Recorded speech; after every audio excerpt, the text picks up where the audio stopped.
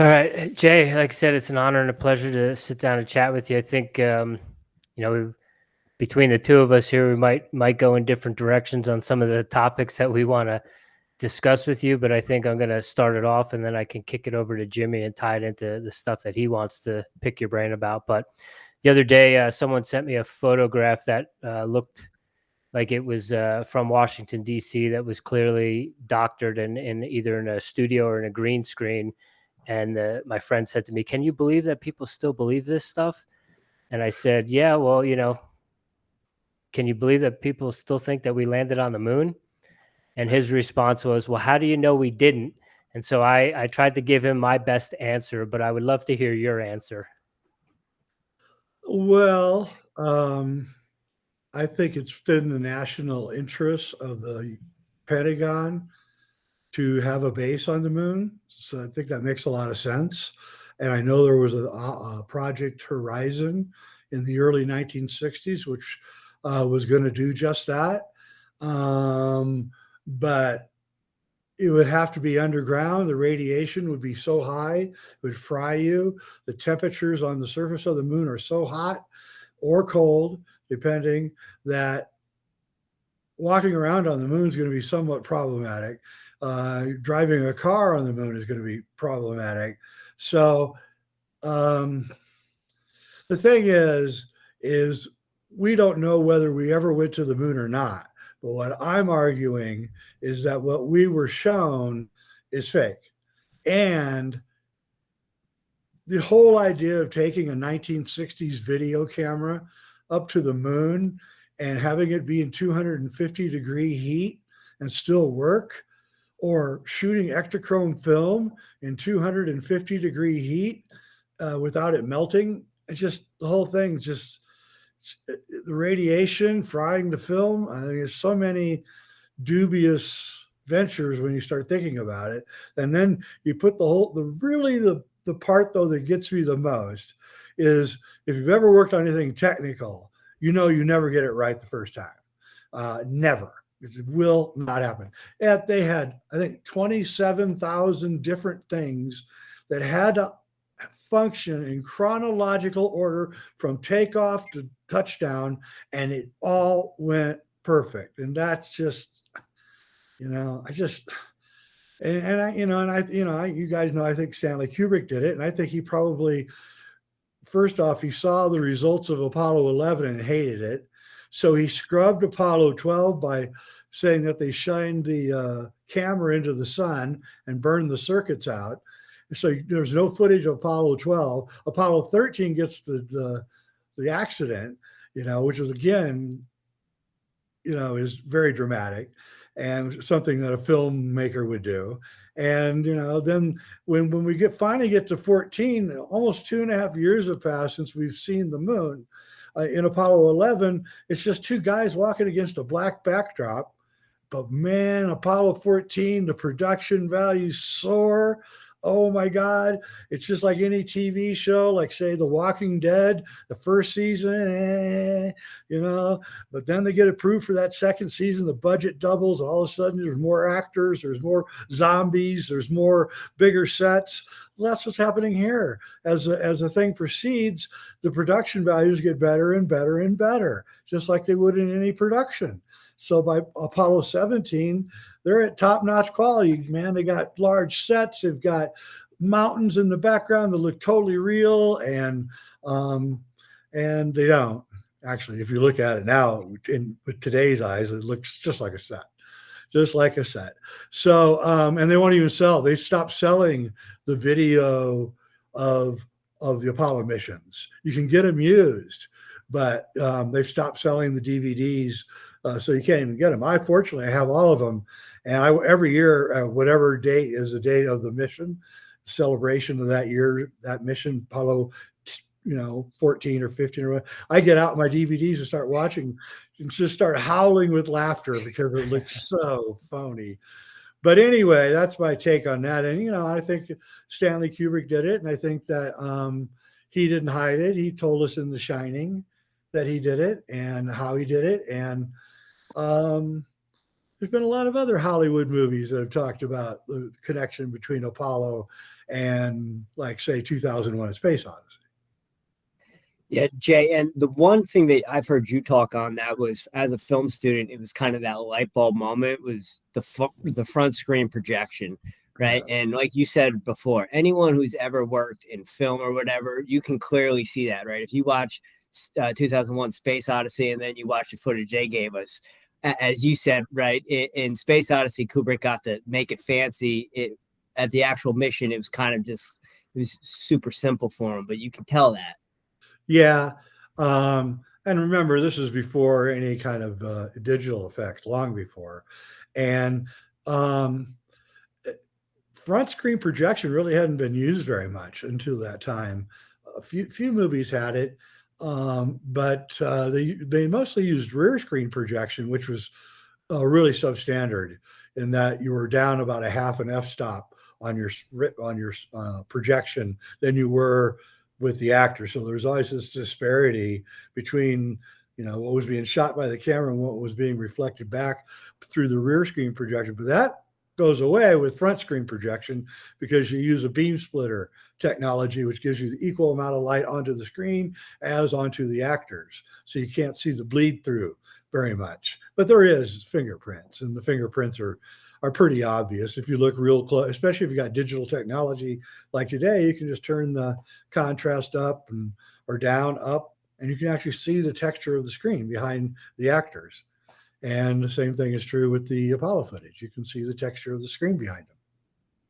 And Richard Hoagland, you know, he got the Apollo photographs. He started putting, you know, contrast and dealing with all these different digital things to see. And he found the screen, but he thought they were giant alien cities. See, that these weird structures that he found behind the astronauts that were up in the air, he thought that those were invisible giant alien cities. And, you know, still to this day, I have the dangest time with him because I keep telling him, no, Richard, those are rear projection screen, front projection screen. They're little tiny glass beads about a millimeter wide, and there's millions of them on string, and they're hanging, and they reflect back almost all the light that's thrown on them. It's really quite an easy thing to understand. And, you know, Douglas Trumbull, who worked with Kubrick on the front projection, he said nobody knew front projection more than Kubrick. That guy was the best. And Jay, as a filmmaker, right? I know you're a producer for Gaia, and you got your own content that you put out. What was the moment for you that kind of made you aware of all this stuff? Was it because you were in the industry and then you started seeing how stuff was done, or was there something prior to that? No, it was because I was in the industry and I knew all the tricks of the trade. So I knew that you wouldn't be doing certain techniques if you were trying to hide something. You know what I mean? You wouldn't have to do certain things, you know, to make people. And, you know, and then I realized how, you know, I began studying propaganda after I realized how they were using all these techniques. I guess I started knowing it in the early 80s that they were using these techniques in advertising and in movies and in real life, by the way. The most shocking thing for me was watching news events and realizing that they were staged. That was like blew me over. And, you know, and then I got into a period in the 90s where I'd watch every news event. Right. And I'd be going, wait a minute, what? And then I realized that they all had the same theme, which was to terrify us.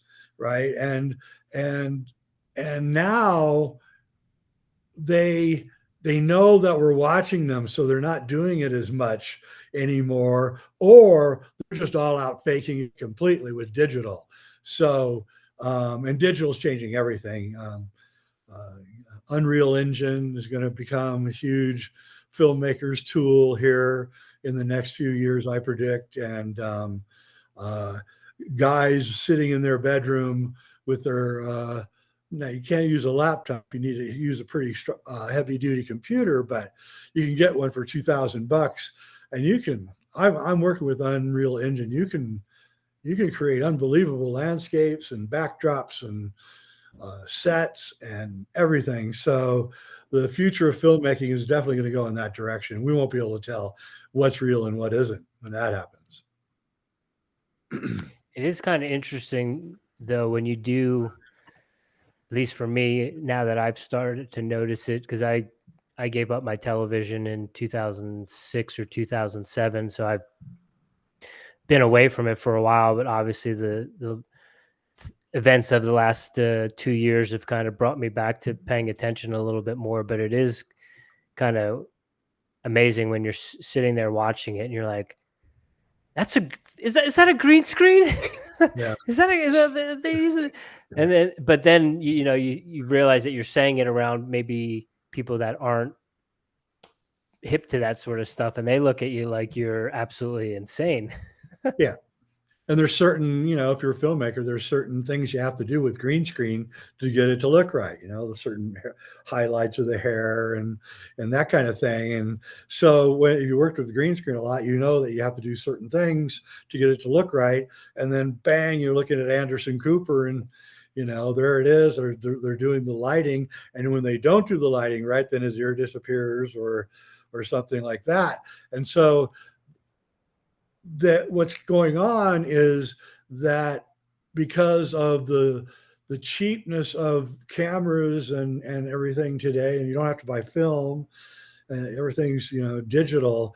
A lot of people are learning these techniques that previously didn't know anything about them, and so there's kind of a literacy of media and filmmaking going on, sweeping across, every man, or I guess your average Joe, is learning these things now because they're working with cameras a lot. And so it's very interesting to see how we're growing literate towards these techniques, and it's going to become harder and harder for them to fool us with them, which is why they're going to have to resort to full-scale fakery, I think, from now on, because they're just, I don't know. And right now, what they're doing is the media is falling apart because of the people's medias like YouTube and BitChute and all that, and everybody's watching that, and nobody wants to watch the mainstream media anymore. So the mainstream media, instead of adapting to what's happening, they double down on their content, and they're putting out even worse content now than they were a year ago. And I just see a downward spiral as far as the big companies now. And I think the smaller filmmakers actually have, this is a very ripe time for a smaller filmmaker to jump into the market, because I think that they need the content. There's so much need for content right now. I'm speaking to someone who knows the media pretty well. Believe me, every one of these big companies has 5 or 6 guys working for them that all they do is peruse content and snap it up as fast as they can, because it's like a real estate, the Oklahoma land rush or whatever. Just grab it. I don't care if it's just sand, buy it, And so this is actually a good time for beginning filmmakers. And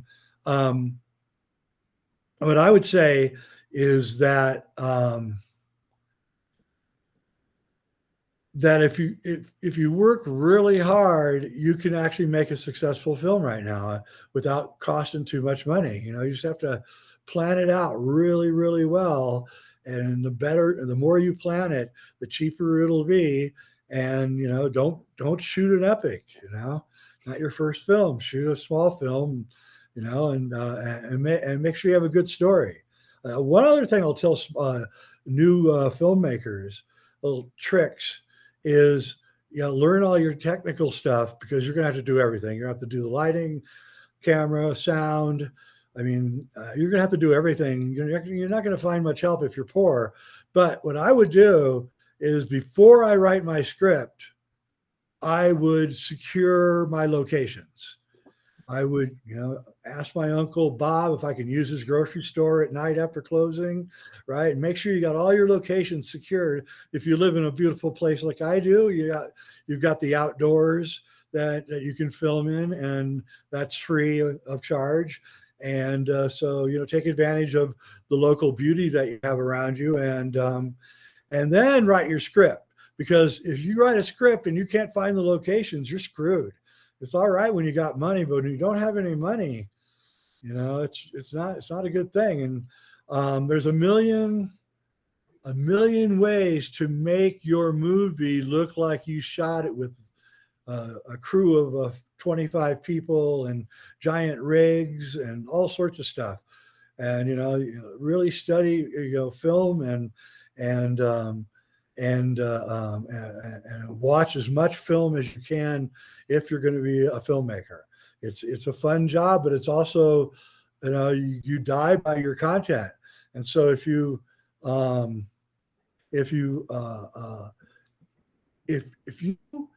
could possibly make a film every 1.5 to 2 years, and even though they lose money, if you could somehow keep that up for, say, 3 films, you will succeed.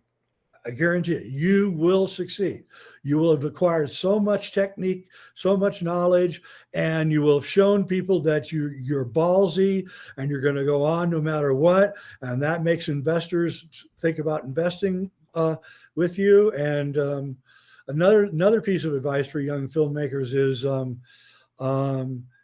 this one's a real doozy, but get to know your local drug dealers. They have a lot of money, and they don't know what to do with it, and they like to be around people doing cool stuff. So I mean, just say it. That's something they're not going to teach you at film school, that's for sure. No, my first film was financed by the guy down the street who was a pot dealer.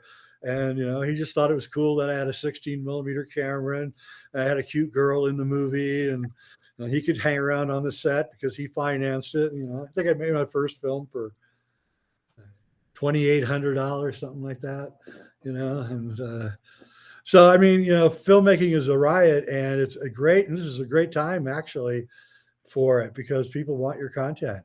Just make it good. Take a lot of time on lighting and sound. Sound is seriously important. And, if you got nothing, if I like to say, when I was young, I had no money, but plenty of time. And then when I got older, I had plenty of money, but no time.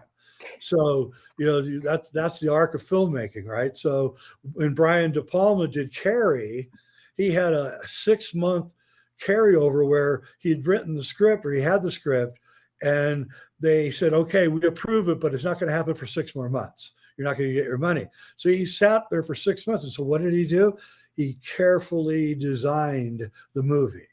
He wrote it out. He sculpted it. He had it all done before he even rolled any camera. So he took that 6 months because he had time, and he made a movie, which, no matter what you think of the movie Carrie, it's technically spectacular. And one of the most spectacular movies technically ever, actually, especially for a low budget film. But so you have plenty of time. If you have plenty of time, take the time to do the lighting right, really and truly. That's the key to looking professional. And another key, when lighting, always have in your frame, always try to have one hot spot and one dark spot. The eye likes to work. It doesn't want to be passive. It likes to work. So it wants to kind of be assaulted in a way, and it enjoys it. And then that will suck everybody in to the pictures that you're doing. And then the last thing about advice would be, don't shirk on the music. I know your brother's a really good guitarist and all that, but you don't shirk on the music. It's like, it's not worth it. There's too much really good music out there right now that you can get for nothing. And these composers would love to work with you and get a credit up on a movie, so they can get more movies going. So Goethe, the German philosopher, said that if you begin something small and stick with it, it will always turn into success. And I guarantee that's exactly right. And it takes perseverance and the love of what you're doing. And and you're going to be poverty stricken probably for the first 7 or 8 years, and that has to come with it. You're not going to get rich quick, but there is money in it. It's just that it doesn't come quick. And so I made 3 films that were all failures, although they all got great critical reviews. Big deal. And what they say, if your film does well at a film festival, for sure it will never do well with the so then I realized one day that I was making pretentious films, but I was still making them. And then I finally got serious and started making films that I thought were more entertaining. So entertainment is really what you want more than anything. If you can latch on a lofty intellectual sentiment into your entertainment, then that makes your movie like so much better. But so that's kind of what I'm thinking.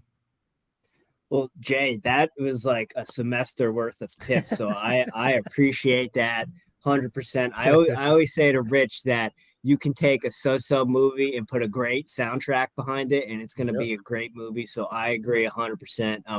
I just made a short film, and I did some of the stuff you said. I made it based off of, it was like a sci-fi conspiracy flat earth mud flood video based in Denver. And prior to writing the script, I had got Denver East High School, Denver South High School, a Mason Hall. I got a bunch of cool locations, Clock Tower. And so that stuff was perfect. But the one, I would say, issue I had was in the pre-prod, I didn't get the schedule down. I had people working on other projects, and that was like the biggest issue. And you said it, and my professors always said it, is that pre-production time, you never get that back. So make sure you hammer everything out. And so everything you were just saying really hits home, and I appreciate it. The V of production, the V. You do know about it? No, I don't. Okay, so if you have the letter V, right? Yeah. And you draw a line across it, and whatever's below that line is your pre-production. Whatever's above that line is your production and post-production. If you can raise this thing, the higher you can raise this, the lower these costs are going to be, right? So that's the key. And you look at people like Kubrick, and Kubrick is the exact opposite. He didn't care about pre-production hardly. I mean, he cared about, that's why he's such an enigma, because nobody could afford to do what he did.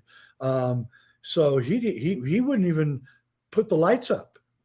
He would walk in and have the actors come in fully dressed. Then he would start lighting.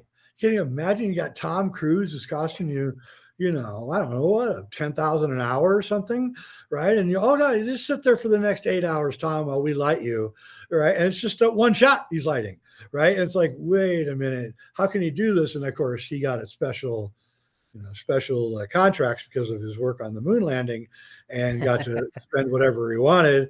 And nobody gets that. So you're never going to get that. You're never going to get to spend 14 months shooting a movie. Those days are long gone. The other thing about making movies is during the shoot, it's pretty much, if you're the director, you might as well just can the idea of sleeping, because it's just not going to happen. It doesn't matter how tired you are. You're going to go to bed worried about the next day, or what, you're just worried all the time that you didn't do all your work. And so you say that lay in your bed at night, I got to get to sleep. I got to get to sleep. But, oh my God, did I get that? Did I do this? Did I get this? Did I have that? And then, okay, checklist. I think I can get some sleep now. Oh no, I forgot this. Right. And this is how it goes. And so if you have a 2-month-long shoot, man, last Avatar was a 2-month-long shoot. And when I got done with it, I went to bed for 2 weeks, literally. Went to bed for 2 weeks. Everybody's, you got to get editing. You got to get editing. I'm like, I'm not doing anything. So, just be prepared for that. And I'm sure that's why I know that's why a lot of filmmakers stop making films after they're 60. It's just too much work. It's just too much. Brian De Palma said it. He did an interview, a great interview on Netflix, a really good documentary about his movies. And they said, how come you're not making movies anymore? He says, do you have any idea how physical making a movie is? He said, it's like contact sport. You're going all day. You're moving equipment. You're running around. He said you're completely exhausted at the end of every day. He said then you think you have a weekend, but you don't have a weekend. He said, the weekend you're just getting ready for Monday, and so it's a tough business. It's more akin to being in combat, actually. I've known people that were both in combat and filmmakers, and they said that the same dullness and thrill of combat is also with filmmaking. Long periods of absolute dullness punctuated by, incredible thrills. So, and you have to resort to things that, especially young filmmakers have to resort to things that, you may not, that are dangerous, frankly. And, and it was always me. I always did the dangerous stuff because I didn't want anybody to die on my set. So, I was the guy that would be with the camera right next to the tire at 60 miles an hour because nobody else would go out and do it. And, one time I was shooting a scene and my actors had to act like they were suddenly terrified, but they weren't pulling it off, and I was like, oh, damn. What am I going to do? So I had my assistant. I said, go get this prop gun and load it. And so he comes back with the prop gun, that's a 45. And I got it behind my back, tucked in my back pants. And I go, okay, let's roll it. Okay, now act terrified. And they started, I go, bam! And they look terrified, trust me. And they all wanted to beat me up afterwards because they thought they were going to have a heart attack.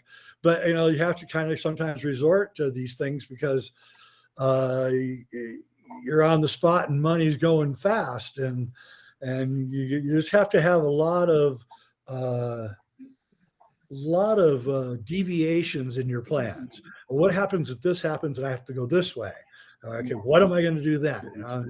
And you don't have the budget or anything for that. So it's all really up to you. And then, of course, being a director is like being taking orders in a delicatessen. It's you want that on rye, you want that mayonnaise. Everybody's like talking to you all day long. How do you want this? How do you want this? And you're just like, yeah, no, no, yeah, no, and you're just doing this all day long, and you're not even sure at a certain point whether your decisions are even right because you've made so many of them. So I have a percentage of, if I can get 90% of my decisions right on the set, then I know I've got a pretty good movie. But if I'm down below 90, then I'm starting to get worried.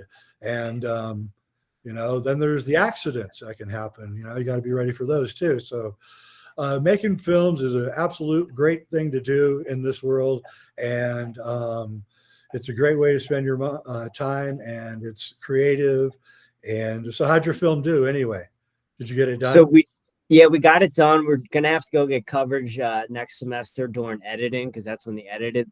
But I have a 45-second trailer. Everything that all the shots I wanted and stuff we got. I was pretty pleased what we did, what you said before, trying to make a lot out of a little.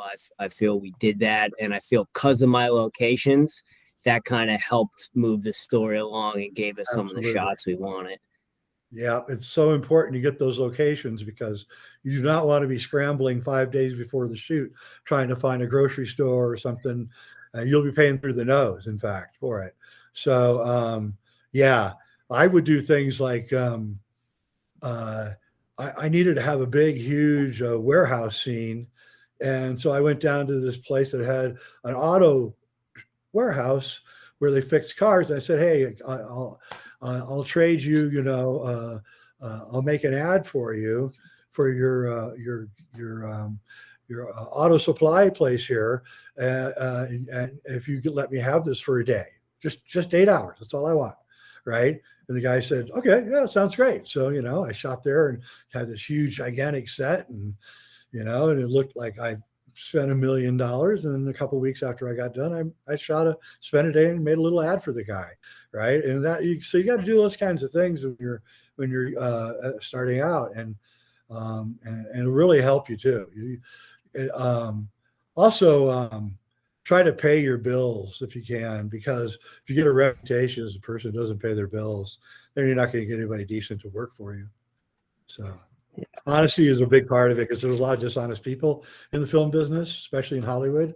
And I'll tell you one thing and then do another. Dino De Laurentiis, he would hire a director. He'd say, yeah, we're making this Western and it's $20 million. And I'll give you $500,000 to direct it. What do you say? He goes, this would be in the 70s, $20 million. Wow, that's a big movie. Yeah, I'll do it. And so the director shows up on the set, and Dino says, come in the office, I want to talk to you. And he says, well, I have a standard. I take 10 million for my fee. I take that off the top. Just want you to know that. So then the director finally realizes that he's only working with 10 million. And that's just what Dino would do to you. And it was all mafia money anyway.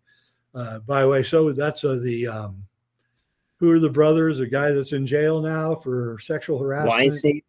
Yeah, the Weinsteins, that was all mob money. Yeah, that was all coming from New York mob money. And then, the mob would have, there's this mobster, Sidney Korshak, and he was a Chicago mobster, and he moved to LA. This is in the book Super Mob, a great book, by the way. And he would sit outside of the Jewish delicatessen there, and people would come by and say, hey, Sidney, usually pretty women, I've got this movie deal. I'm just 50,000 short on the budget. Can you help me? And Sidney would say, yeah, jump in the car. Jill St. John, the actress, was one of them. That was one of his main squeezes. And he would drive up to his big mansion because his wife was in the mansion. He'd say, stay in the car. And then he would go in his house and come back out with a suitcase and put it in her lap and go, there you go. So the guy's, got $50,000 in his house sitting around, and so the mob and the movie business are closely related. But nowadays it's all changing, and this is again the reasons for being in the movie business now have completely altered. So in the old days, not very long ago, it's like 5 years ago, you had most of the men who got into the movie business, not the directors and the cameramen and sound guys or even the actors, but the producers, honestly, they got into it for sex. They didn't get in it to make good movies or anything like that. They had money and they wanted to buy sex, and this is the way that they were going to do it. And the actresses 20 years ago and before, they knew exactly what they had to do. Everybody was clear on what you were doing here. And so you would go, you're in the old days, you would go to Akron, Ohio, let's say, and you would find the owner of the guy who owns the furniture chain in Akron. And he's, 60s, paunchy, balding, hasn't probably had sex outside of prostitution in years, right? And you walk up to him and you say, hey, I've got, what's her name is my actress, and you probably don't, you're just saying it. And you'll try to get her though if he gives you the money. And if you give me $2 million, man, you can hang out on the set and maybe take her out to dinner. And what do you think? And the guy would do it. And then there'd be actual sexual harassment on the set, all part of the game. But now with the Me Too movement, that's going away. So these creeps that were in the movie business have no reason to get in the movie business anymore. And that's a really, really good thing.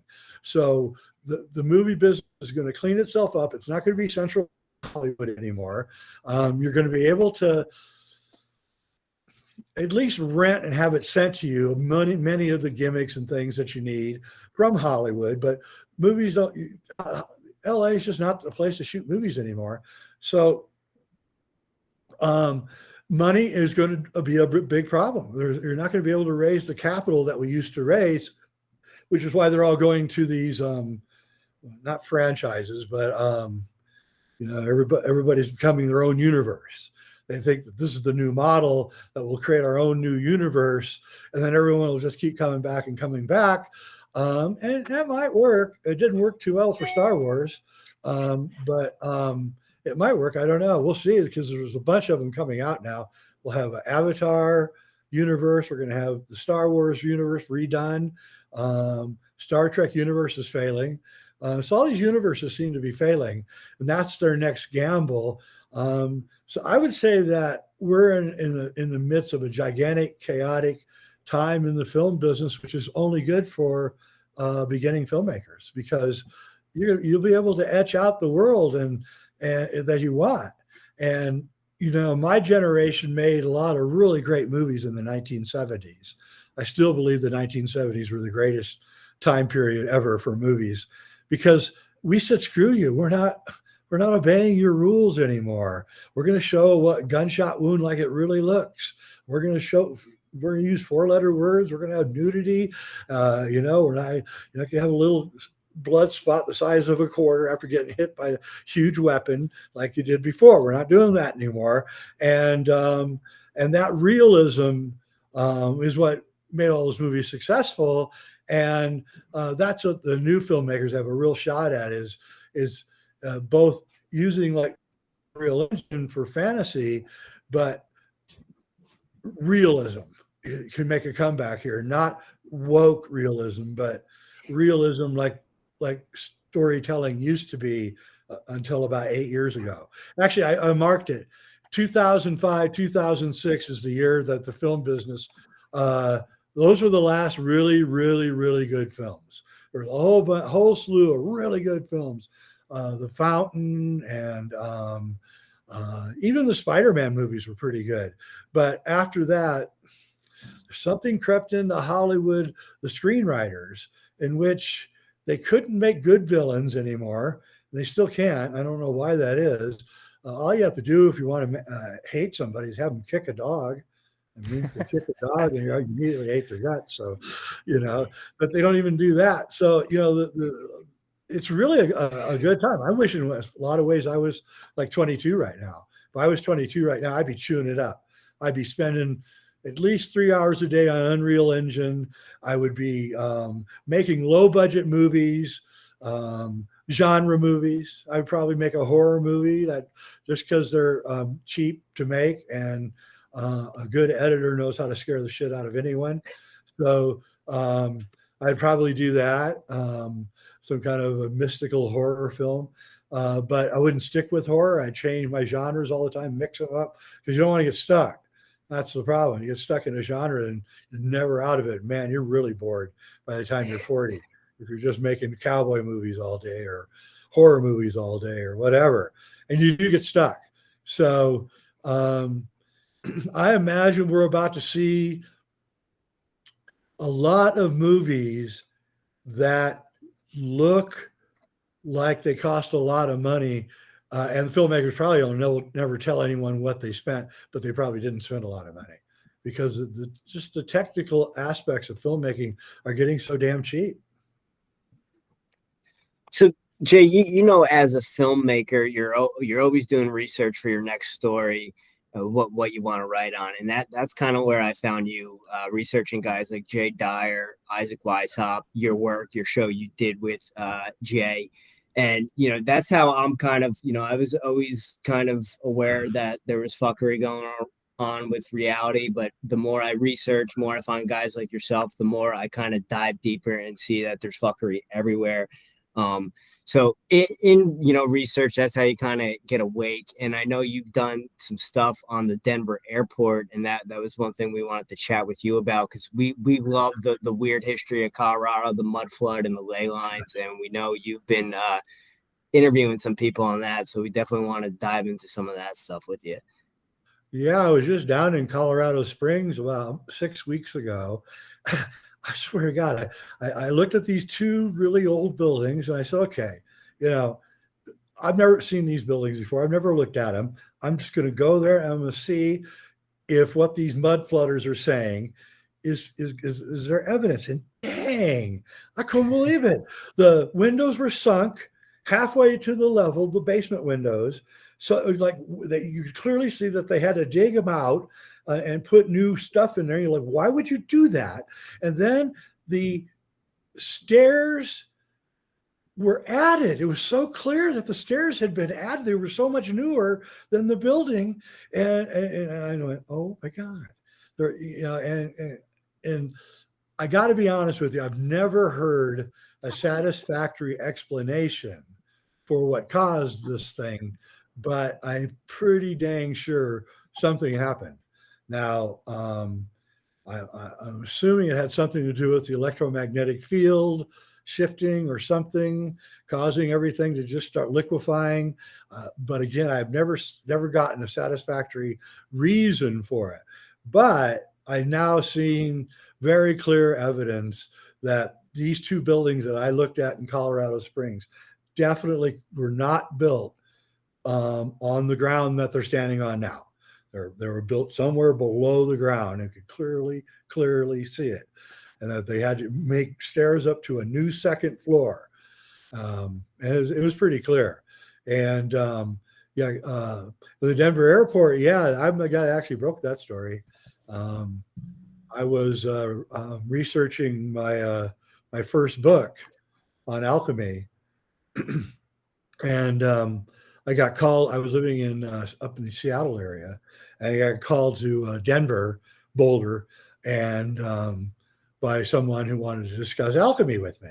And the airport had just opened, and I'd read all the controversies and over budgets and everything, you know. And then I land, and I'm walking through the airport, and I pass those murals, and I'm like, wait a minute.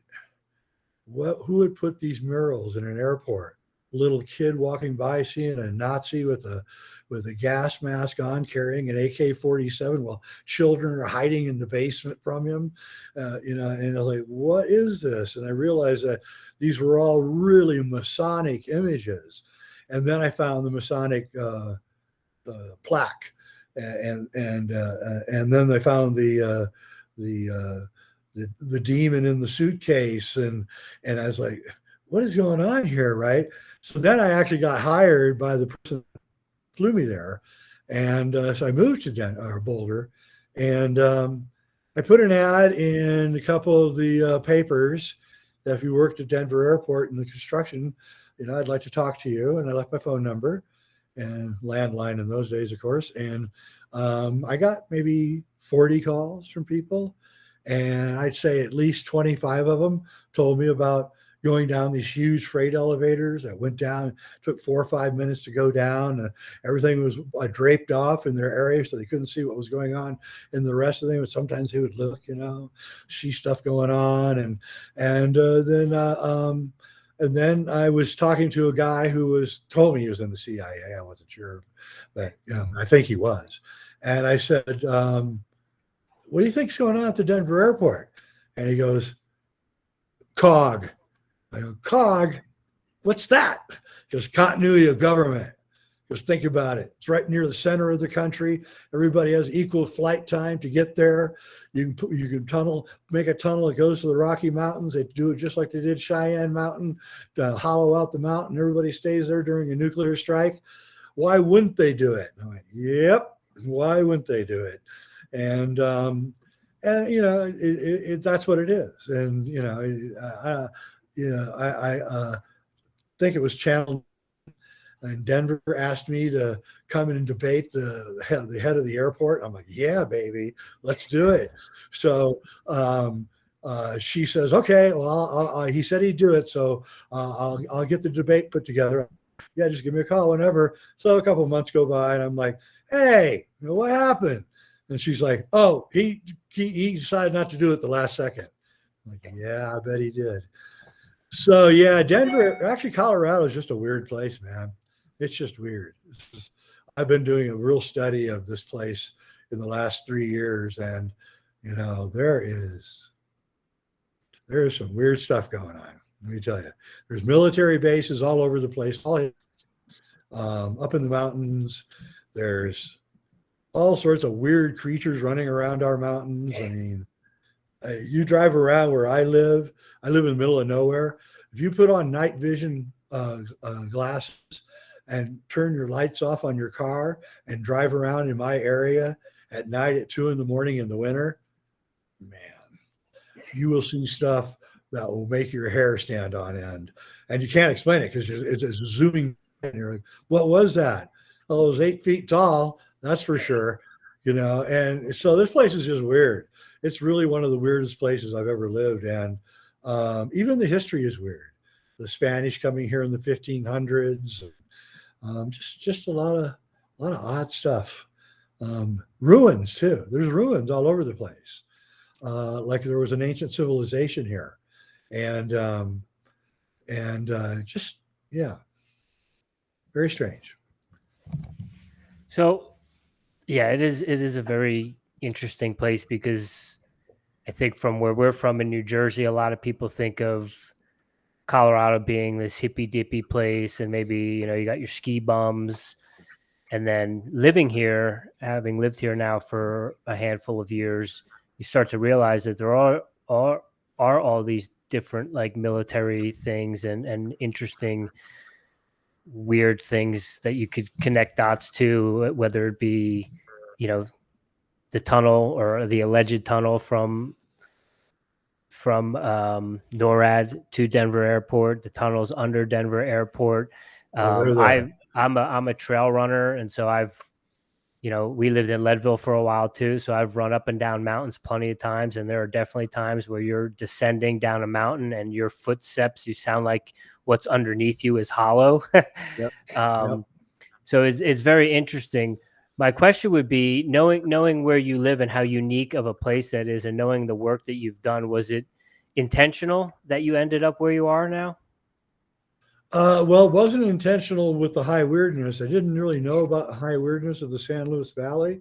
What happened was that I was working for Gaia in 2012, and I was just feeling doom and gloom, and I couldn't shake it. And I pay attention to my feelings because they're usually right. And so a couple months went by, and I was just like, dang, do I really want to be in Boulder when that crap hits?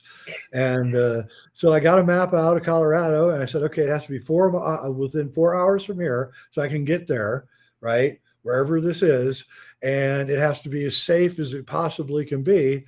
And I started up on the northwest corner and worked my way down, and then I found the San Luis Valley, and then I saw the way the mountains acted like a wall against the whole Front Range.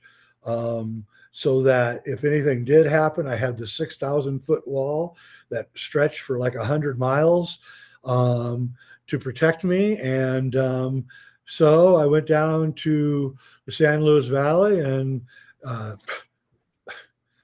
ridiculous amount of money that I spent on my ranch. Embarrassing how little I paid the time, because we were in a full, it was like a kind of a depression in the housing market at the time. And so I got this really great deal, and I continued to work up in Boulder until 2018, when I decided, I've had enough of this, and took the money and ran, and I love it down here. I got the sand dunes and UFOs all the time. I've seen like 50 UFOs so far since I moved here. I don't know what they are. They could be military. There is a military base on Mount Blanca somewhere. I don't know where. It's underground for sure. And that might be where the source of the UFOs are. It's like there's some kind of veil, a tear in the veil between dimensions here. And so you just have lots of weird things happen. I mean, that you can't explain, just weird things. See people, then they're not there, and like, wait a minute, I just saw a person there. Where did they go? There's nothing here. Where could they go? And strange things. And then I finally read the Christopher O'Brien's books on the valley, and I realize now, of course, the very first horse, what do they call it? Where the incision on the horse. I don't know about that one, but these were the first horse mutilations and cattle mutilations, and we're here. And again, what's that about? What's really going on there? And I don't know. I really don't know. All I know is it's still going on. It's been going on, and the Native Americans said it's always been going on. So it's something about this area for sure. But I would never leave. I mean, it's too much fun. It's just too much fun here. So speaking of wanting to, you can go, Rich. I was just going to say the San Luis Valley, I believe, is the highest alpine valley in the world. Yep. And I know you've been to Peru.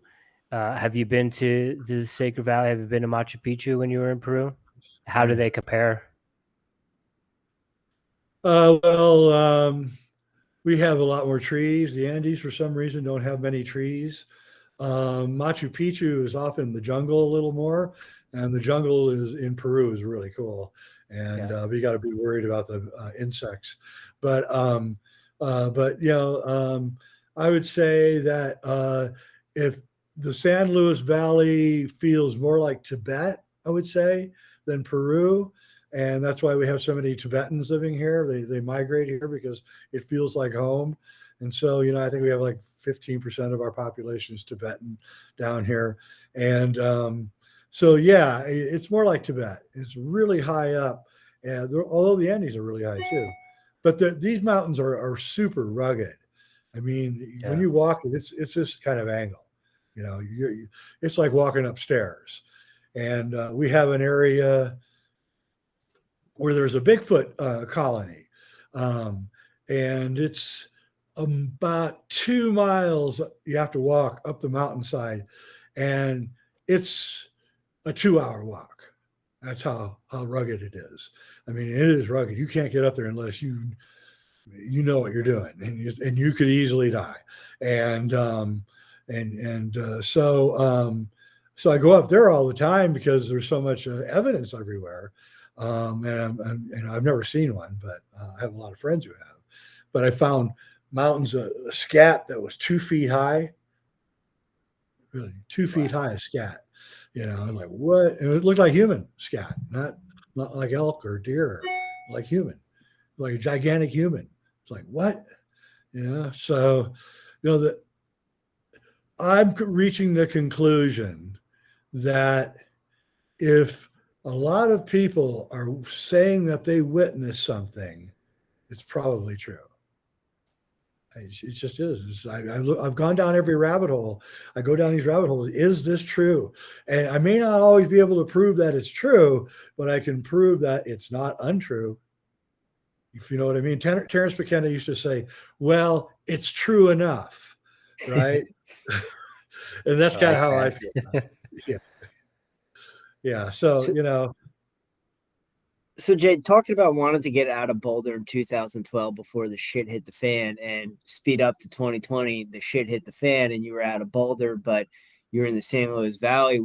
Were you correct? Was that the place to be when the shit hit the fan? How is it now? How are the mandates down that way and stuff like that? They don't exist. Non-existent.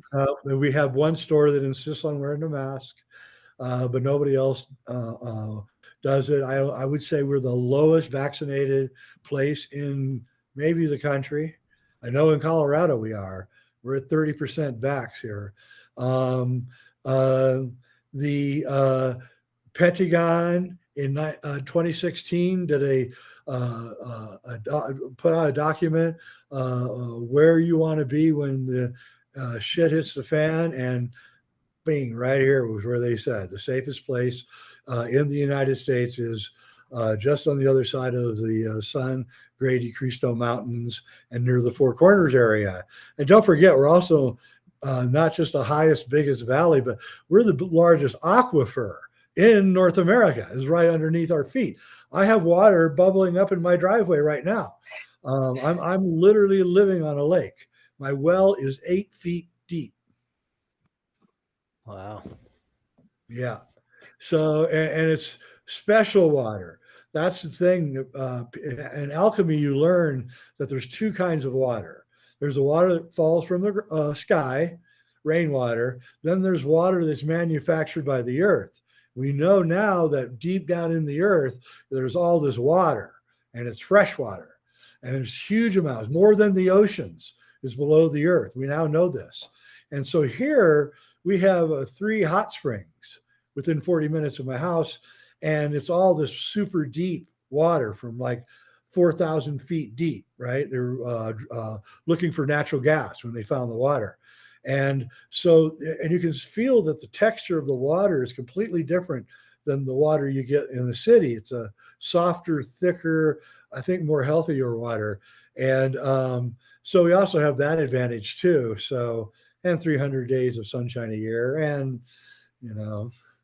pretty reasonable temperatures too, to be honest with you. I know it looks like it gets really cold, but because of the altitude and the low humidity, if the wind isn't blowing, a 30-degree day feels like a 50-degree day. A 50-degree day feels like a 70-degree day. It's just always feels like it's about 20 degrees warmer than it is. Where you guys are from, the humidity is so high that it gets down to 40. It's just miserable because of the high humidity. Here, you don't really notice it. And I used to live back east, and I'm so glad to get away from that humidity.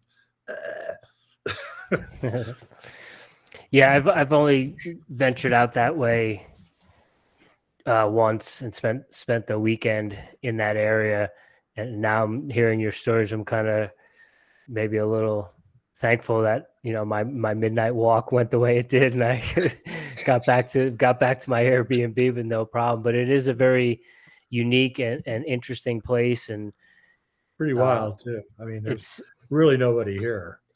Yeah, our county is the size of Delaware, and we have 6,000 people.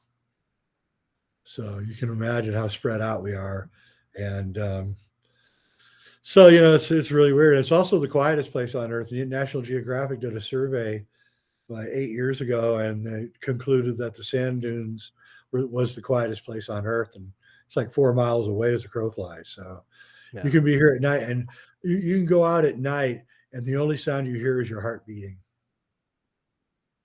Wow. I could see Richie perking up over there. I know he's been looking for a place to get off the grid, and that sounds pretty attractive. Yeah, we're off the grid. It's really nice. We grow our own food, and got chickens. I'm getting cows, and it's going full tilt now. The COVID thing has come around. There's like, what's the point of living in a city? Your restaurants, you got to mask up. It's just like, I don't know. If I was in New York, I'd be getting out as fast as I could. Yeah. I've been thinking about places outside of Colorado. I never really thought of heading west again and going back, into the high country, maybe a little bit, but you've definitely reignited my my love of the high country and that high alpine area. And I'm a huge hiker. I go hiking every day. I'm going to go hiking right after this is over, and it's just amazing. The mountains are absolutely just wonderful. Fresh air, sunshine, and just like nothing like it. Yeah. Rich, before we get into rapid fire, was there anything else you wanted to ask Jay?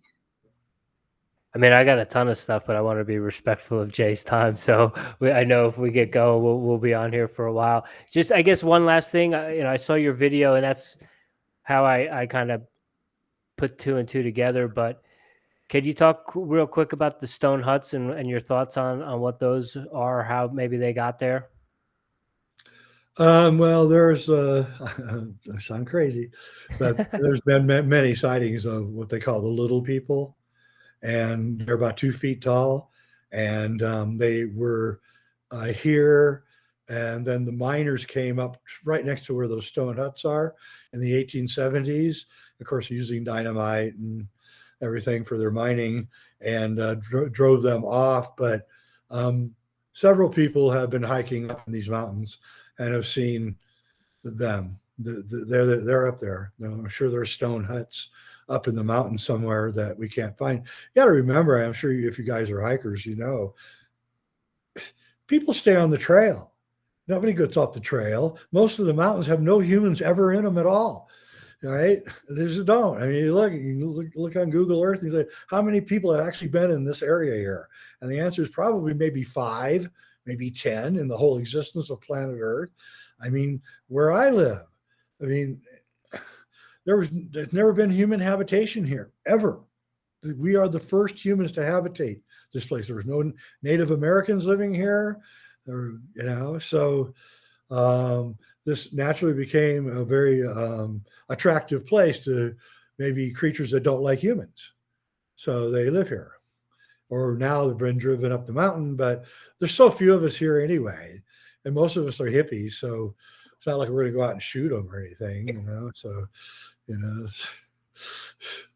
Well, it's also one of those things to the people who live there, it's normal, right? But the people who aren't aware, it's like, you're crazy. You're crazy. You're living in the mountains too long. yeah, they do. And, but the longer you live here, the crazier and wackier you get. I've noticed that. Or you leave, or you go. I've noticed that too. This place has a big turnover. So people will come in here, oh yeah, I want to live here, and then I'm out of here. This place is weird for me, right? And then other people go, oh, people that dig the weirdness, they move here and go, yeah, everybody's a weirdo, and there's lots of weird shit happening. So, Jay, before we get into rapid fire, for someone listening to this podcast, this is the first time they're hearing about you and your work, what do you suggest they go check out? I know you got a lot of content out there. You got Reality Check going on now. What do you suggest they start off with?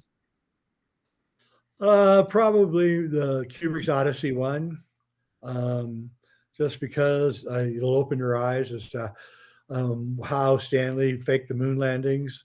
Because I don't make a postulation. I show you how he did it, and and I think that once you understand how he did it and the technical fingerprints that are all over that particular technique, that you will then appreciate the other things that I say, which are equally outrageous, but all backed up by the same kind of research that I put in to the Kubrick stuff.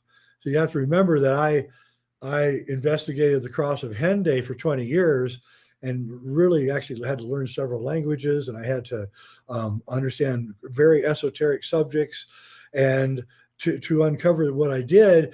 And I developed a technique of investigation, which I was then able to use on subjects like the mud flood and Stanley Kubrick and Tartaria, which is where I'm going now, with the idea that there were already constructed cities in the United States long before Columbus arrived. And I'm finding a lot of evidence. Back there in that bookcase is 12 issues of Archaeological Digest from 1859. And trust me, there's some really interesting stuff in there. Look forward to seeing that product when you have it out. Really do. So first rapid fire question I have for you is, are you a coffee drinker? Definitely. How do you take it and how do you brew it? I make myself espresso and I put half and half in it. And I have a cup every day. And it's wonderful. I highly recommend it. Being out in the middle of nowhere, where do you get your beans from? Costco. Yeah. You have to make Costco runs every 3 months out here. And now Costco's starting to run out of everything. So I bought like 5 years worth of coffee from Costco. Just right now that even Costco's starting to run out. So I mean, I don't know what to do. You know, cat food, I don't know. My cats are going to be screaming. My dogs are going to be screaming if the supply doesn't come back. Yeah, hopefully things. I'm trying to keep a very positive attitude as we head into 2022, because middle to end of 2021 really beat me into oblivion, and I was pretty black pilled, and I had to remove myself from a lot of different content and really just focus on the positive. And now I'm really focused on more things like agorism and bartering and different things like that. But I'm trying to keep a positive attitude about supply chains and not be so doom and gloom. I would say that the year that's going to really shake everybody will be 2023, because the politics are just going to be vicious. The Republicans are going to take over the House. They're going to keep the Senate. They're going to impeach Biden. I guarantee it. They're going for blood.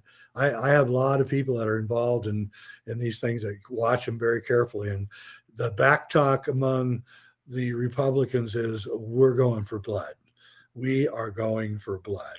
So all the things the Democrats have been doing to the Republicans for the last 4 or 5 years is going to be in kind back. And I kind of wish I wouldn't do it, because I'm really tired of all of this, but I can't blame them. So, you know, I recommend they don't do it, that we turn the other cheek or whatever and just go on. But Nope, they just went too far, and now there's just going to be just ugliness. So 2022 might be like the calm before the storm, because the Civil War, not really civil war, it's an info civil war. It's not going to be a shooting civil war. It's an information war, and it's going to get really, really hot and heavy, starting in 1 year. 1 year. Yeah. All right. So we got a year to get our shit together and get out the Yep. crust zone, Jimmy. Jay, do you have any daily practices that you do on a regular basis to show up as the strongest version of yourself?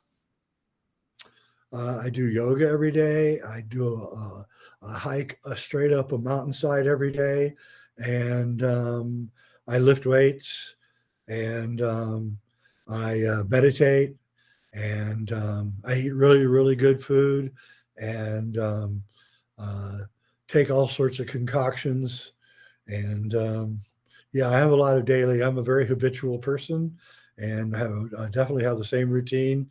I get up every morning at 7, go to bed at 10:30, and I read a lot, huge reader. So I try to spend an hour at least reading something, not fiction, nonfiction, something that's either technical or historical or whatever. I'm reading a really good book right now by a professor at Victoria College in British Columbia about how there's 1,000 years missing from the calendar. And these are all scholars that are behind this work, not crazy conspiracy theorists, but literally mathematicians and historians thinking that somehow 1,000 years got added to the calendar. So, you get down with Anatoly Flamenco? Yeah. Oh yeah, I've read everything he's written. We're gonna have to have you on for another episode, Jay. couple episodes, Rich. We've already touched the surface today. Jay, what are you listening to right now, music-wise, audiobooks, podcasts? I know you said you're reading something. What are you reading? Well, let's see. Music-wise, I've just discovered some. Who is it? I just discovered them. They're really good. Death Cab for Cutie. That's my new favorite band, and that's about Paul McCartney, by the way. If you don't know that, the title of that's about his death. I like the Strumbellas, and I used to like Monsters and Men, but they kind of fell apart. And reading wise, I have about 10 books going at once. It's my habit. So I have, and they're all cross sectional, so they're all kind of about the same thing, but different points of view. I recently, unfortunately, because Howdy Mikowski is a good friend of mine, I debunked Howdy's book on the World's Fairs being fake. Oh, yeah. Richie just read that. They are fake. They aren't fake. The World's Fairs were really put on. I investigated it. It's not fake. The building techniques are really shabby. Cecil B. DeMille used the same building techniques 20 years later after the Chicago Fair to make Rome and Egypt. And it's just stucco with forms. You get a form look like a Greek column, you fill it with stucco, and you put it up. It won't last in the rain or the snow, but it looks great for the short time you're using it. And so he's all mad at me now because I went to a construction engineer and asked him, and he had built sets before. I said, Jay, come on, you built sets. You know what this is. I'm like, oh, yeah, it's a set. Of course. So, but what I do is I go down and I pick a subject and I go all the way down into it. And if I debunk it, then that's it. I debunked it. Okay, so I go on to the next one. Not everything is debunkable either, by the way. There's lots of strange things that I cannot debunk, And so I figured that if I can debunk something, if I can't debunk something, now it's hooked me and I'm into it. I'm into the mystery of it. I want to make a film about it. I want to write a book about it, right? So that's what I do first is I try everything I can to debunk a subject. So right now I'm trying to debunk the 1,000 years being added to the calendar. I'm trying in every way I can to find some kind of proof, but I'm up against the wall. My good friend Cliff High, he's an expert on boats and the history of boats. And I wrote him the other day. I said, dude, they made no advances in boat technology from 400 AD to 1400 AD. 1,000 years went by and they didn't do one advantage, nothing, no gains at all in boat technology. He goes, writes back, yep, history's a bitch.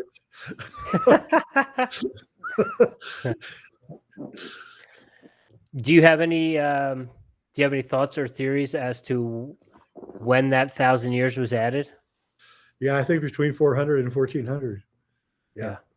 I think the Middle Ages didn't happen. I think that that's why we have no history of it. We don't know who the popes were in the Middle Ages. We don't know. We don't know. The first real pope that we know about is Pope Sylvester II. And that was in the year 1000, right? And he may not have even existed. We don't know. But it's tricky because they were putting I or J in front of the year until the 1500s or 1400s. And that was, I was in the year of our Lord. So it'd say I 496.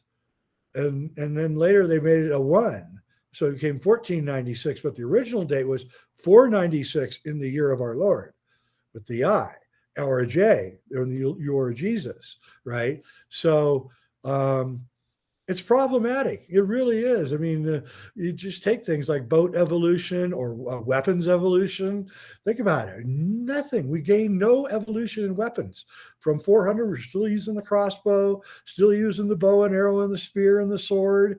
You know, it's just like, I don't know. And then you have the problem of the Phoenicians. You know, the Phoenicians were the first people to have boats that could go out in the high seas. Well, if you start thinking about it, whoever gets there first is the winner. All right. So if you're to a place, so you get to England and you meet the Anglo-Saxons there and you learn their language and you trade with them and you get copper from there and tin and you know and maybe some gold and silver, and then you go to the New World and you meet the Indians and you learn their language and you start taking copper from Michigan, like the big copper mines that are ancient ones in Michigan, and you sailing down the St. Lawrence Seaway back to Europe, back to the Mediterranean with all this metal, and you're keeping everything a secret. Then you keep all your maps a secret. You keep everything you know a secret. The Phoenicians were absolutely known for this, for keeping everything a secret. You know everything and you're way ahead of everybody. So nobody can defeat you. And so the Phoenicians never fought in any wars. They just simply bought their way out of the war. You were never allowed to have a foreigner in your house in Phoenicia because you didn't want anybody to see how rich you were. So you kept the outside of your house really poor and the inside was like a palace, right? But from the outside, everything looked poor. And so this whole Phoenician thing is what I believe is what is actually going on. I believe that it's the Phoenicians are behind everything probably, and they've been in charge for 2,500 years at least, and we don't know who they are. They will never tell us. The secret rulers, who knows where they probably got some fantastic island they discovered. They left off all the maps and you know, fingerprints everywhere. I mean, don't forget that Phoenicia was right where Israel and Lebanon are right now. That's Phoenicia, the Eastern Mediterranean. And, you know, and the Phoenicians always had somebody else fight their wars for them. So when the Hittites were attacking the Phoenician boats and stealing shit, the Phoenicians hired the Greeks to come in and stomp the Hittites' ass in. And so they hire 5,000 mercenaries to come in, and the Phoenicians were the first pirates. They discovered the Caribbean islands first. And then they would raid the Spanish ships, and everyone thought that Skull and Bones was the Phoenician flag. And so and of course Phoenicia is wiped out of history, and that's where I look. So I did a deep down dive into Phoenicia and realize that these suckers are probably still running the world. Any country that has a super advanced navy is run by the Phoenicians. That's how you can tell. So England was run by the Phoenicians. Rome was run by the Phoenicians. Spain and Portugal were run by the Phoenicians. The United States is run by the Phoenicians because they are the Navy people. And furthermore, NASA, until the Space Force was created, NASA was completely controlled by the Navy. So even our space frontier was controlled by the Navy. And of course, if there is a secret space program, as that one guy that hacked into the Pentagon, Gary McKinnon, says, he said that the secret space program was run by the Navy because it was a Navy hard drive that he hacked his way into. And they named their the USS. So even the spaceships are named like the Navy ships. Yeah. You may have just answered our question, but our last rapid fire question to close out, we always do with our guests, is, do you have a favorite conspiracy theory? I have a conspiracy theory concerning a major event that occurred that is diametrically opposed to all other conspiracy theories. So since it's so unique, that is now my new favorite conspiracy theory. Okay. I'll tell you what it is. I don't care anymore. So I'm going to make this a video soon. I made it and it got a strike on YouTube, the only strike I've ever gotten, and they banned it. And so I have to say it with words. It's kind of hard to say. But you can get on YouTube and type in the Zapruder film. This is the film shot by Abraham Zapruder, 8mm film of the Kennedy assassination as a filmmaker. So it was going to be called the Zapruder film through the eyes of a filmmaker. And then what I did was I ran the film without me talking at all, just ran the film. It's 54 seconds long, I believe, right? So I ran the film. Then I ran it again. Only this time I said, okay, now we're going to go through the establishment's version of what happened here. So then I said, okay, you know, he just got shot, but he went behind the freeway sign. If you watch the film, you'll see there's a splice. I'll get into that. He goes behind the freeway sign. He comes out and he's grasping his neck. And the theory is that Oswald shot him in the back of the neck, you know, just conveniently as he's going behind the freeway sign. And then he gets another one like here, even though it actually blows up here, but they say it happened here. And Oswald did it all on his own, and he was a lone gunman. The conspiracy, then I run it again. I do the conspiracy theorist view, and I say, okay, so they say there's a guy on the grassy knoll to Kennedy's front and right, and he's hiding behind a tree with a high-powered rifle. And as Kennedy comes around, he shoots him. And you definitely see the explosion on the side of the face. So they got a lot of really good reasons to think this thing holds through. But if you're a filmmaker and you've worked in Hollywood, you don't see it that way at all. And here's how I see it. First off, there's conveniently a splice, an obvious splice, right when you get to the freeway sign. Right when Kennedy's car just appears behind the freeway sign, there's a splice. Immediately, every alert button goes up. Bing, bing, bing, bing, bing. But before that, as he's driving through Dealey Plaza, this is 12:30 in the afternoon on a very warm, sunny day, downtown Dallas, and there's no more than maybe 150 people out to see the first rock star president and his rock star wife going by. Are you kidding me? I was alive then. I wasn't very old, but I was alive. And I remember it was like the friggin' Beatles. I mean, John F. Kennedy was like the friggin' Beatles. There would have been 10,000 people there. That's the first thing I point out.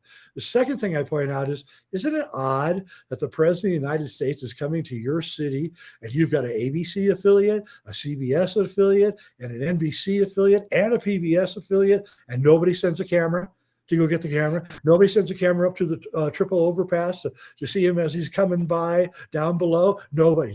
We don't. That's not important. That's not important news today.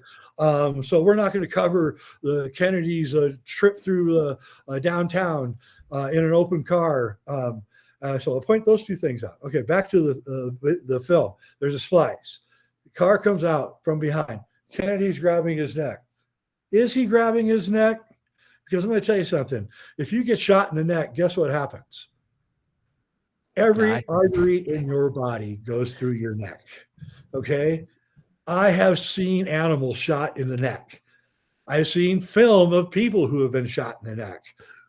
blood flies everywhere. It's a super pressure point.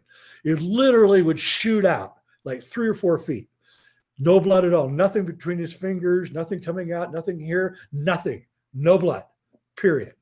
So he's not been shot in the back of the neck. What he's doing, if you watch really carefully, is he's reaching into his pocket and he's pulling something out and he's attaching it to his right cheek. And you can clearly see a flesh-colored object right here on his cheek. It's a squib. It's a squib. It's an explosive device they used in Hollywood. It's packed with first gunpowder, a metal plate, protect the skin, then gunpowder, and then fake blood in a little bag. And then you have to pull the string because we didn't have electronics in those days. Today, you just have a remote. So you can hit a remote and the guy, bam, blows up and looks really realistic. So he's got this thing on and he's just kind of sitting there. You got to watch it. After you hear this, watch it. And Jackie, suddenly, who's not paying attention to anything, suddenly looks over at John and is paying attention to him. And you can clearly see it. She reaches over with her left hand and she pulls the string. She pulls the string on the squib. The squib goes off. John falls down. You don't see him ever again. He falls down under the seat conveniently. But if you watch really carefully, get the clearest one you can see the metal plate roll up. It rolls up inside and then it flies off. And then Jackie runs to the hood of the back of the car. She doesn't care about John anymore. She runs to the hood of the back of the car. She picks something up. Clearly, she picks something up, and then the car drives away. So John F. Kennedy reached into his pocket. He put it on. You can clearly see it. His wife comes over, blows the squib. He sinks under the car. He's never seen again. A photographer at Parkland Hospital sees the limousine. He runs over. John and everybody's in the hospital now getting worked on. He runs over to the car. He takes a picture of the back seats. Very famous picture. There are some roses. Very, very heartrending. There's some roses and a pile of blood about this big, from a head wound and a neck wound. All right. It's not even very much. It's like a little tiny pile of blood. And it looks fake because I'll tell you what, there's something wrong with movie blood. When real blood dries, it goes orangey, browny color. When movie blood dries, it stays cherry red. That's the problem. That's the problem in the Boston bombing. 8 hours later, the blood all over the Boston bombing was still cherry red. You're like, wait a minute, what? That can't be, and it's one of the details I always look for now is how long does that blood stay cherry red? Oh, yeah, right. And so I don't even believe, I believe here's what happened. I believe that John F. Kennedy was threatened by, I know he was threatened by the Chicago mob because he brought Sidney Korshak up to testify. Bobby Kennedy did, his attorney general. Sidney Korshak was one mean MFer. Let me tell you. And he's the guy in The Godfather that every time somebody takes a picture of him, he takes the camera and pulls the film out, right? So he doesn't want any pictures taken of him. Yet here he was on national TV in 1962 having to testify. And I believe that he ordered a hit on John. And John said, maybe the hit was even in Dallas, who knows? And John, who was no longer in love with Jackie and was in love with another beautiful woman. And he also had back disorder, forget the name of it, that was really debilitating. And I believe that he went to Joe and said, his dad, and said, I don't want to be president anymore. And Joe said, well, you're not going to resign. And he said, okay, I won't. So he just faked it. Got one of his friends in Hollywood to teach him how to do it, probably Frank Sinatra. And they taught him how to do it, and he did it. And you can see it. And what's really interesting about this is the one film that you can see it, the squib on his face the clearest, is from Oliver Stone's JFK. Do you think Oliver Stone knows what a squib is? You ever seen Platoon? There's probably 5,000 squibs in Platoon. All right. So I wonder what Oliver Stone's real purpose for making JFK was. I really do. Because I know he had to see it. If I saw it, he sees it. Right. And it changed. I want to do this on a bit shoot, but I'm afraid I'm going to get canned again, because it's that there's certain things that you just can't say in public without getting in a lot of trouble. One is what I just told you, and the other one is like Paul is dead. And there's a whole bunch of stuff you just can't say it. So that's my favorite conspiracy theorist. John F. Kennedy faked his death so that he could go off and live in the Caribbean drinking Mai Tais and not get killed by the mob. That's the movie that needs to be made. Yeah, actually, the movie that should be made is get the book Billy's Back. It's Paul McCartney telling the entire story of how they fake how Paul died, and he was brought in as he wrote the book to take the hit for Apple Records, so when he dies, Apple Records doesn't get sued for fraud. That's what I think, because he's an owner of Apple Records, so he probably has $300 or $400 million in Apple Records stock. So I think he wrote this book to exonerate the company so they don't get sued. So he took the entire hit for it and doesn't mention Apple Records at all. And that would be a good movie. I mean, that movie would be fantastic. The plastic surgery and trying to learn how to play left-handed bass, and I mean, and the guy comes in and again, I'll say this about that one: Paul McCartney may not have died. They may have just brought this new guy in because he could read music. He could play like 17 instruments. He was a killer piano player. They may have just, Brian Epstein may have just upgraded the Beatles. They may have just said, Paul, you're gone. I've got this guy that was your double, because the Beatles used doubles. They would have 4 doubles walk in the hotel room while all the girls were screaming, and they would come in through the back door. That was how the Beatles always got away with it. And so they had 4 guys that looked like them already for years. So even John had a double. And the whole thing, but don't mention that in public and change their names. Don't call them the Beatles. But you could do it low budget. I figured out how you could do this without hardly any money at all. Might have to have a conversation some other time. What a way to close out an episode, Jay. You knocked it out of the park with that one. Yeah, I would. If I was 30 years old, I'd make that film right now. I'd be making it right now. It would be the thriller of all. And don't forget, John Lennon was shot to death, and George Harrison got stabbed almost to death. I mean, I'm just saying, if anybody couldn't keep their mouth shut, it would be John Lennon. I guarantee it. And, think about the millions of dollars that would be lost, right? Yeah. In a fraud lawsuit, right? Thank you so much for your time today, sir. It was a true honor. We didn't even touch the surface on some of the topics we could have talked about today, but it was awesome. I know Rich enjoyed it. Thank you so much. You bet. Thanks for asking. Thanks, Jay. Thanks for joining us. Have a great hike.